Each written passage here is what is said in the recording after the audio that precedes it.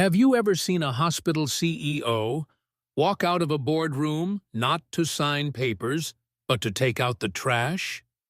St. Meridian Care, a name that evokes grace and compassion, is one of the top private hospital chains in California. It's known for its state-of-the-art facilities, premium services, and the slogan plastered across every hallway: care like family. And the man behind that healthcare empire?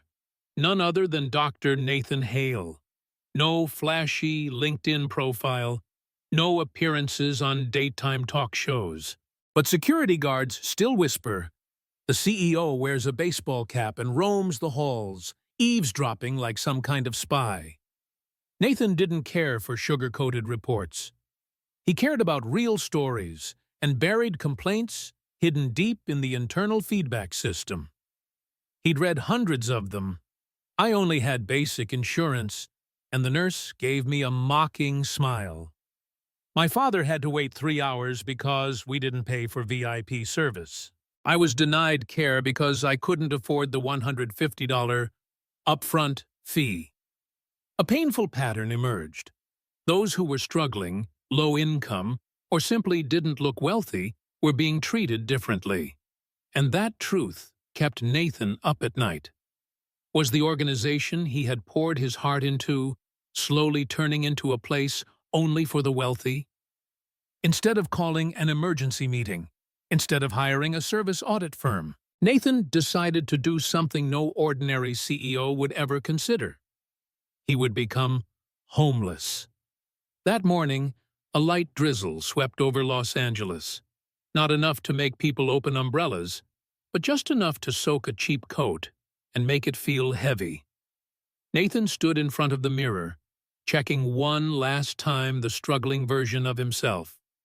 A faded gray hoodie, baggy jeans with old mud stains, worn-out sneakers from his college days. He left his shave unfinished, deliberately leaving patches of uneven stubble along his jawline. And finally, he dabbed a bit of Vaseline under his eyes, a simple trick that made anyone look like they'd spent a few nights sleeping under an overpass. In his hands, there was no laptop, only a small plastic bag inside, an empty water bottle, a piece of stale bread, and a crumpled $20 bill. Nathan didn't drive to the hospital like he usually did. He walked, finding his way through damp, narrow streets until he arrived at St. Meridian Central, the flagship facility of the network. It was once his greatest pride, and today it would be the first place he entered as someone no one cared about. The glass doors slid open. Cool air drifted out, carrying a blend of antiseptic and rich coffee from the cafe in the corner of the lobby. Patients in suits, holding iPads, sat waiting on leather armchairs. An electric piano played a gentle rendition of Clair de Lune. And then, every pair of eyes turned to him. Not because he stood out, but because he didn't fit in. Not with the atmosphere, not with the leather chairs, not even with the spotless carpet that looked like it belonged in a BMW showroom. A security guard approached, eyeing him from head to toe. "Hello, sir. Do you need any help?" His voice was soft, but laced with caution. Nathan lowered his head. I have a stomach ache. I'd like to see a doctor." He held out a crumpled $20 bill. "I don't have insurance, but I can pay in small amounts." The guard frowned slightly, then radioed the front desk nurse. A woman in her early 30s approached, her hair tied neatly in a bun, name tag reading Jessica. She gave him a quick once-over. "Sir, did you book an appointment through the hospital app?" Nathan shook his head. "I don't have a phone. I just need to see a doctor." Jessica forced a polite smile, glancing at the security guard waiting, almost cueing him to handle it. And he understood the signal all too well. "I'm sorry, sir. We can't process your case here. There's a community clinic near the bus stop. They might be able to..." Offer more appropriate help. Nathan opened his mouth to say something, but just at that moment, a young mother walking by pulled out her phone and started recording. No one noticed her eyes, but her lens caught everything. The image of a poor-looking man being turned away in the lobby of a luxury hospital. Nathan quietly bowed his head in thanks, then stepped back outside into the rain, now falling harder. And just like that, the first video went live on Facebook. Only 57 seconds. But it would spark a week-long storm. Just minutes after it was posted, the clip titled, "Homeless Man Denied Medical Care at Five-Star Hospital for Not Having App or Insurance" was shared more than 2,000 times on Facebook Reels, especially in local community groups and healthcare forums. That afternoon, the sun finally broke through after the morning rain. Nathan sat on a wooden bench in a small park near the bus stop, drying out his soaked shoes while nibbling on a half-eaten sandwich from the 99-cent store. The phone hidden inside the lining of his coat buzzed. Facebook had just notified him. The clip of him being turned away from the Central Hospital lobby had reached 1.2 million views in just 3 hours. And the caption beneath it hit him like a punch to the chest. A hospital worth hundreds of millions, but not even 5 minutes for a hungry man. The next location, Meridian Westlake, was dubbed the warmest branch in the system. According to the internal evaluation report he himself had signed off on 6 months ago. And that was exactly why Nathan chose it for his second test. No luxurious lobby, no piano music, just a plain intake area with the lingering scent of cleaning solution in the air and fake plastic plants watered by fluorescent light. The moment he stepped in, a young woman with bright orange hair and a name tag that read, Emily, smiled warmly. "Hi there, sir. How can I help you today?" Nathan slowly placed the crumpled $20 bill on the counter. "I've got a stomach ache. I don't have insurance, but I can pay in installments. I just need to see a doctor." Emily hesitated, then lowered her head and began typing on the keyboard. "Let me check if we have any assistance programs available. Maybe a community care package. But I'll look into the system for you." Nathan looked at her with quiet gratitude. For the first time that day, he saw a smile that didn't come with judgment. But then, a voice rang out from the office behind her. "Emily, I need to see you. Now." A well-dressed man in a crisp black suit stepped forward, his eyes sharp and cold. His name was Dr. Royce, branch director at Westlake. At last month's meeting, Royce had said, "We need to tighten spending. We can't just take in every poor person and expect profit to magically appear." Emily followed him into a secluded corner. Nathan couldn't hear clearly, but fragments of their conversation spilled out like syringes, clattering across a tile floor. Limited budget, missing documents, doesn't qualify. Facebook's watching now. Don't invite a scandal. Emily returned, her face pale, eyes avoiding his. "Sir, I'm really sorry, but we can't process uninsured cases here. Would you be able to visit the community clinic on Elmont Street? They have a free care program." Nathan nodded, thanked her softly, and turned to leave. But then, a phone camera shutter clicked softly from the waiting area. A middle-aged man was live-streaming the entire encounter on Facebook Reels, with the caption, "Another person turned away from a hospital for being poor." The second clip went live at 2:46 p.m. By 3:12, it had already been shared by a healthcare community group with over 400,000 members. One user commented, "If being poor is a disease, then this hospital is turning away the people who need healing the most." Nathan stepped out of the lobby. His eyes landed on the sign posted beside the glass doors. "We don't just heal bodies, We heal hearts. Gold lettering, bold type. But in his heart, it had become nothing more than a cruel punchline. That afternoon, Nathan sat alone on a stone bench outside the Elmont bus stop.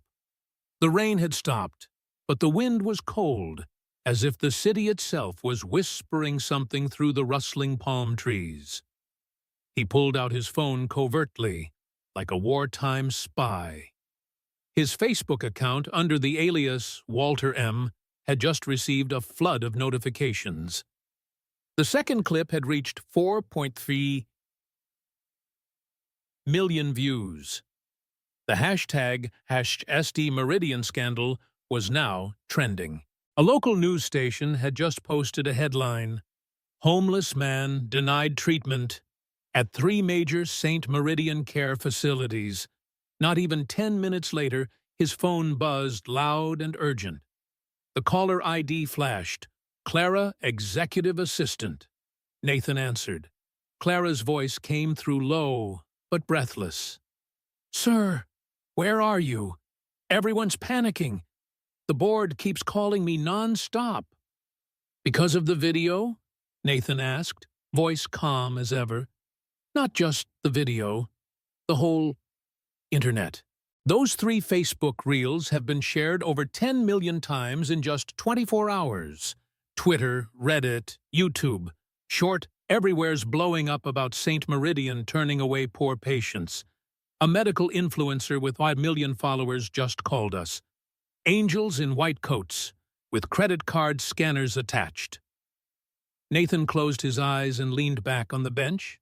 He didn't feel afraid, only deeply, deeply sad. He felt sorrow, not because of what social media was uncovering, but because what it uncovered had been there all along. The only difference was, it no longer lived in internal reports, but on the nation's news feed. Clara continued, "Sir, the board is calling an emergency meeting. They do not know where you are, and they definitely don't know that you're the man in the videos." Silence. Then Nathan replied softly, "Tell them I'm collecting field data, and that the man in the tattered hoodie getting kicked out of their hospital is their CEO." Clara went still. After a pause, she asked quietly, "Sir, do you regret it?" Nathan looked up at the soft orange sky, nodded, then shook his head. "I regret letting it come to this, but I don't regret seeing it with my own eyes." The call ended. Nathan tucked the phone back into his chest pocket, stood up, and tightened his shoelaces. Across the street, a few people were whispering and pointing. One of them murmured, "That guy looks like the man from the 3rd clip, from that Doan something hospital."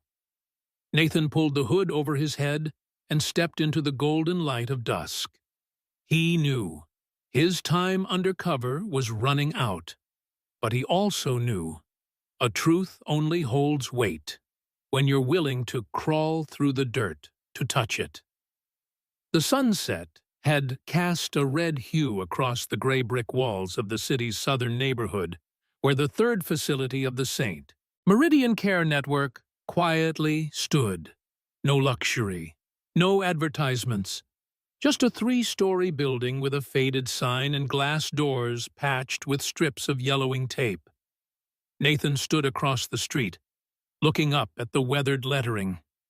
St. Meridian, where everyone deserves to heal. He didn't smile. Walking into the lobby, he quickly noticed.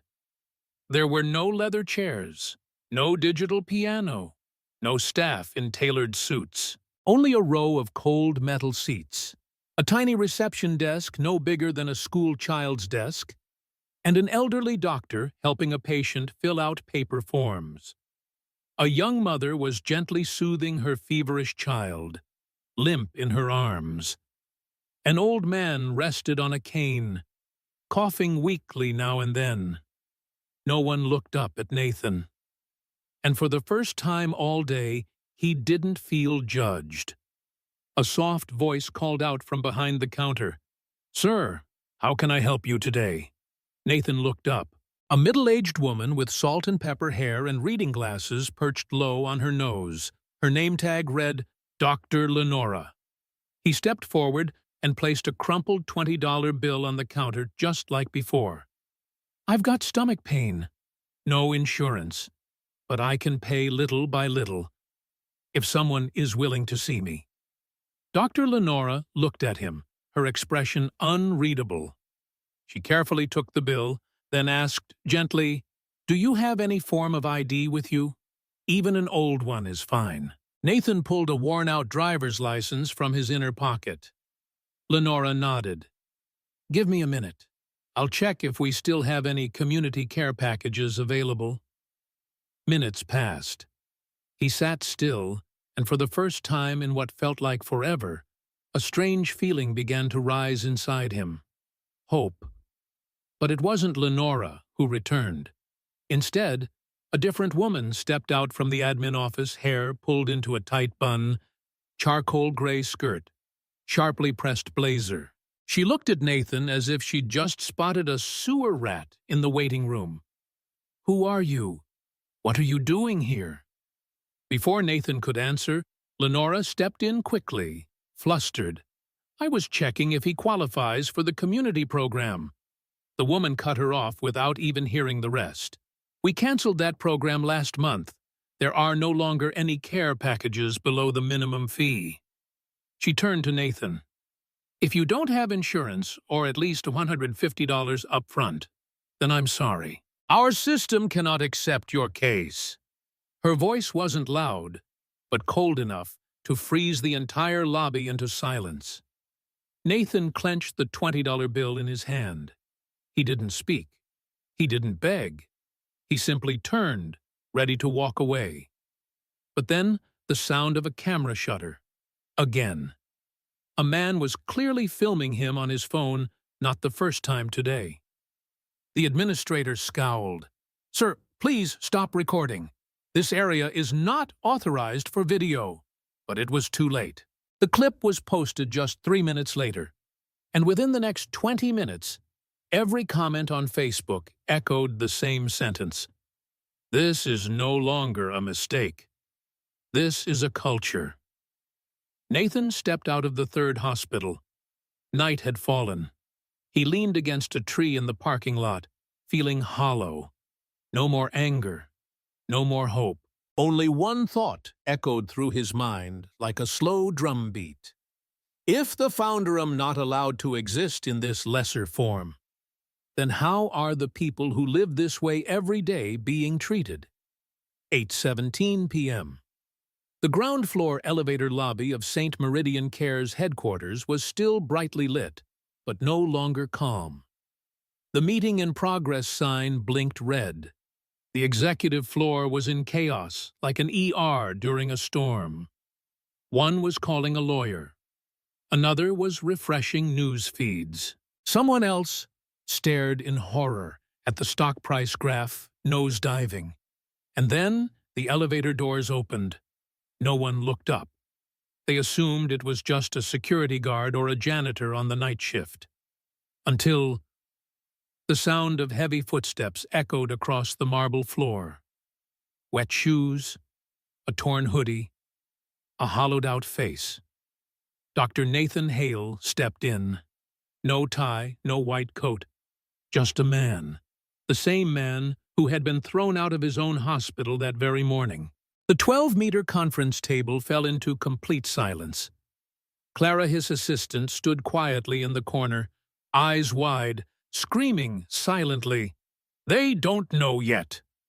The chairman of the board, Mr. Roland Blake, shot to his feet. "Who is this man? How did a homeless person get in here?" Nathan said nothing. He pulled out the chair at the head of the table, sat down, and placed a folder in front of him. Inside was nothing. Just 3 crumpled $20 bills, each one representing a time he had been denied care today. Nathan looked up, and in his eyes was no longer the gaze of a CEO. It was the stare of a man who had walked through 3 levels of hell he had built with his own hands. If none of you recognize me now, then perhaps this table has blocked your view for far too long. A chill rippled down the length of the boardroom. Roland whispered, "Nathan, my God, you're the man in those videos?" Nathan nodded. "I didn't hire actors. I didn't set anyone up. I just wanted to see how someone poor, undocumented, and without an appointment app would be treated in a place that claims to heal from the heart." A department head snapped, "Do you even understand what you've done? You've just wiped 30% off our stock value. You've made yourself a national scandal." Nathan didn't blink. "And what about the price real people living in poverty pay? It's not a percentage point. It's their lives." Clara stepped forward and placed a laptop on the table. The screen was already open to Facebook. Everyone turned to look. A national news live stream was playing, and it was still going. The headline scrolled across the screen. Founder of Saint Meridian disguises himself as homeless. Culture of excluding the poor. And beneath it, hundreds of thousands of comments poured in. If he hadn't done it, no one would believe it. We need more leaders willing to crawl into the basement like he did. The real question is, will the board have the guts to change with him? Nathan stood up, not shouting, not angry. He left behind just one sentence like a hammer striking the marble floor, so polished it no longer reflected the faces of the poor. "I'm not here to justify anything. I'm here to ask, if you were treated the way I was today, would you have enough money to keep your dignity?" No one answered. Just heavy breaths, averted eyes, and a shame growing louder with every second of silence. Inside the grand boardroom, a room once filled with the clicks of pens and the whir of PowerPoint slides, now hung a silence stretched tight, like a steel wire about to snap. Nathan stood there. No charts, no spreadsheets. Just his gaze locking eyes with each of them. Faces he had once shaken hands with when building the St. Meridian Care empire. And then he spoke. "I'm not here to apologize. I'm here to sound the alarm. 3 facilities, 3 $20 bills, and 3 rejections. Not because I couldn't pay, but because I didn't look like I could." One board member from the Finance Committee, a man who had long opposed all community outreach programs, finally spoke. "I understand your emotions, but overhauling the entire system over a few viral videos? That's reckless." Nathan didn't lose his temper. He simply shared a number. In the past 3 weeks, over 1,200 complaints have been filed about staff behavior at our facilities, and 62% of those came from people below the median income or with no insurance. This isn't about a few videos. It's a truth that's been hidden until Facebook turned the camera on. "Roland." The chairman crossed his arms and asked, "What do you want, Nathan? A PR apology? A glossy pledge? Or something else?" Nathan lifted his head. The fatigue was gone from his eyes, replaced by a quiet fire, as if he had been waiting for this very moment all along. He laid out 4 proposals non-negotiable. 1. Reinstate the community care program. No upfront fees. No app required. No excessive paperwork. If there's a real need, there will be a real chance. 2. Retrain all staff in empathy. Not soft skills, but human awareness. If someone doesn't align, they're out. 3. Establish a human dignity index. Each branch will be evaluated not just by revenue, but by how it treats the vulnerable. High scorers get rewarded. Low performers get audited. 4. Form a healthcare ethics oversight board called Human First, to include former patients, independent experts, and community representatives. They will have the authority to monitor, propose changes, and publish public reports every month. A wave of reactions rippled across the room. If we do this, costs will skyrocket into the millions. Shareholders will push back hard. The media will think we're admitting full guilt. Nathan nodded. Yes, it will be expensive. We'll lose some premium clients. We'll lose face. But if we do nothing, we'll lose something far greater: trust. And when that's gone, not even gold or black cards will bring people through these doors. Clara, the assistant, stood up and spoke for the first time all meeting. I've worked with Nathan for 9 years. I've never heard him speak with this much truth. Another executive hesitated, then said, I agree. Better to act now than sit here waiting for the next media wave to drown us. Then another, and another. Until finally Roland, the most traditional, most resistant member of the board, slowly nodded. All right. We'll start with proposals 1 and 2. The rest we'll review in detail. But Nathan, you'll take full responsibility for this plan. And if it fails, you know the consequences.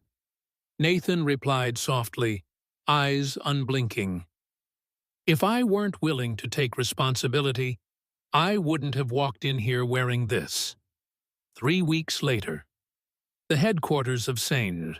Meridian Care was no longer a glass fortress sealed shut. The glass doors still glowed, the carpets were still plush, the front desk still spotless, but in the air something had changed. People started greeting each other with genuine eye contact, not just scripted smiles. Medical staff no longer whispered behind patients' backs. And in the forgotten corners, there were new signs. Community care, corner no ID, no insurance, no one left behind. At a suburban branch, an elderly man in a worn-out coat stepped inside. His back hunched, hands trembling. A young nurse on her first solo shift approached him. "Hello, sir? Do you have an appointment today?" The old man shook his head. "No, but someone told me. Now, here, everyone gets treated." The girl looked at him for a long moment, then nodded, guided him to a seat, and poured him a cup of warm water. No more questions. No QR codes. No wallet checks. In the corner of the room, a young man instinctively raised his phone to capture the moment, then slowly lowered it. Not out of fear, but because some things don't need to go viral. They just need to stay right. At the top floor of headquarters, Nathan stood by the window, still himself, a slightly wrinkled shirt, a paper cup of plain, unsweetened coffee in hand. Clara walked in, handing him the printed monthly report. Patient intake, slightly up. Satisfaction scores, surged at newly reformed branches. Discrimination complaints, down 72%. She spoke quietly. "We haven't saved the world, but it feels like we've started healing ourselves." Nathan smiled. Not bright, just a soft smile, like the final stitch after a 12-hour surgery that somehow held. Then he asked, "Clara, if I put that hoodie back on, walk into another branch, no name, no ID, no insurance, how do you think they'll receive me now?" Clara answered without hesitation. "I don't know.